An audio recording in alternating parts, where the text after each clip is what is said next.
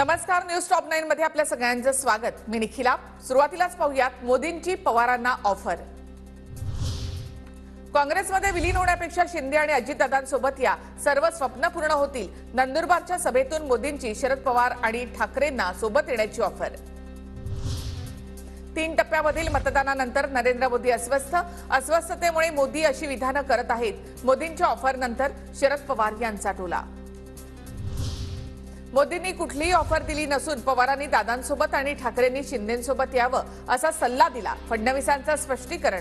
मोदींच्या वक्तव्याबद्दल भाजप नेत्यांची सारवासारव। ठाकरे आणि पवार गटाची ताकद कमी झाल्यामुळे मोदींची ऑफर।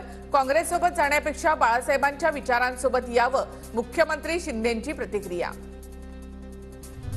मोदींना शिवसेनेचे नकली संतांसोबत का पाहिजे? दारुण पराभव होणार असल्याचं मोदींनी स्वीकारलंय। मोदींच्या ऑफर आणि नकली संतांच्या टीकेवर संजय राऊत यांचं उत्तर।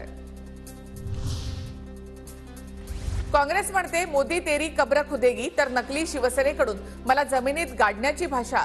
नरेंद्र मोदींचा उद्धव ठाकरे यांच्यावर हल्लाबोल। नरेंद्र मोदी पुन्हा भारताचे पंतप्रधान बनणार नाहीत, ही माझी गॅरंटी। काँग्रेस नेते राहुल गांधींचं वक्तव्य। मोदींना नकली राष्ट्रवादी बोलण्याचा अधिकार कोणी दिला? पंतप्रधानांनी बोलताना तारतम्य बाळगलं पाहिजे। मोदींच्या टीकेनंतर पवारांचा पलटवार।